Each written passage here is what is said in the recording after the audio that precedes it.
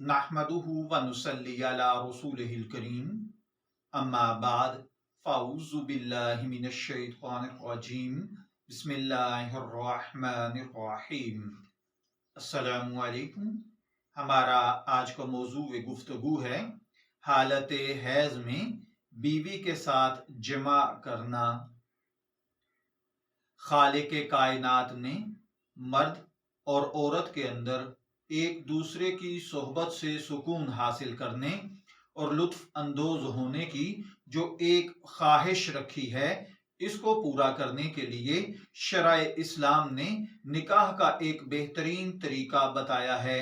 इसीलिए निकाह जनाब नबी अकरम सल्लल्लाहु अलैहि वसल्लम की एक निहायत अहम सुन्नत है। इसके जरिए से इंसान ज़ना जैसे मज़मूम गुनाहों से बचता है। यही वजह है कि निकाह को निसफुल ईमान कहा गया है। निकाह के जरिए जहां इंसान हरामकारी से बचता है, वहां इसके बदन की सेहत, जहनी सुकून, मोहब्बत और एक दूसरे की सच्ची हमदर्दी और राजदारी वगैरह जैसे फवायद हासिल होते हैं। निकाह के बाद जब मर्द और औरत तन्हाई में यकजा होते हैं तो मर्द के अंदर बिल अमूम मुबाशरत का जज्बा बहुत शिद्दत के साथ उभरता है। ये ऐसा वक्त होता है, बाज औकात मर्द बड़ी बेसब्री के साथ अपनी बीवी पर टूट पड़ने की कोशिश करता है और बाज औकात बीवी बहालत हैज यानी पीरियड या मेंसेस के टाइम से गुजर रही होती है। इस वक्त उसे इस दरिंदगी के साथ बहुत तकलीफ होती है। वो रोकती भी है, मना भी करती है, लेकिन अल्लाह ताला के अहकामात से नावाकफियत की बुनियाद पर मर्द को जब इन चीजों का इल्म नहीं होता और इसके नुकसानात का अंदाजा नहीं होता, तो वो औरत के इनकार का लिहाज न करते हुए उसके साथ फिजिकल हो जाता है। जबकि अल्लाह ताला ने कुरान पाक में साफ साफ अल्फाज में हालत हैज में सोहबत करने से रोका है और हराम करार दिया है। सूरह बकरा की आयत नंबर 222 में अल्लाह ताला का फरमान है, हालत हैज में औरतों से अलग थलग रहो।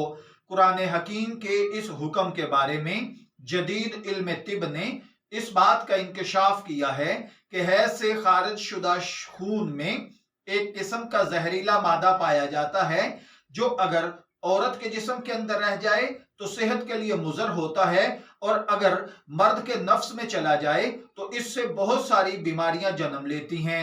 इसी तरह हालत हैज में जमा से इज्तिनाब करने के राज से पर्दा हटाया है।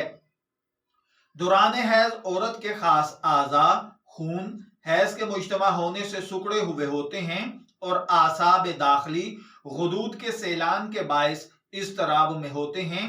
इसलिए हालत हैज में जिनसी इख्तलात, नुकसान और बाज़ औक़ात हैज की रुकावट का सबब बन जाता है और बाद में मजीद खराबियां, सोजिश रहम वगैरह पैदा हो जाती हैं।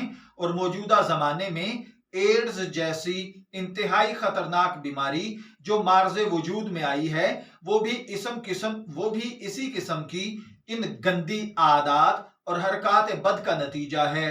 कुर्बान जाइए शरीयत मुहम्मदी सल्लल्लाहु अलैहि वसल्लम के कि जिसने हमको अहकाम इलाही के जरिए ऐसी मजमूम हरकत से रोका जिनसे फ्रीकैन को तरह तरह की बीमारियां या अमराज खबीसा जैसे सोजाक वगैरह का खतरा लाहिक होता है, जिनका खमियाजा बाज लोगों को तमाम उम्र भुगतना पड़ता है, बल्कि औलाद पर भी इसका असर पड़ता है।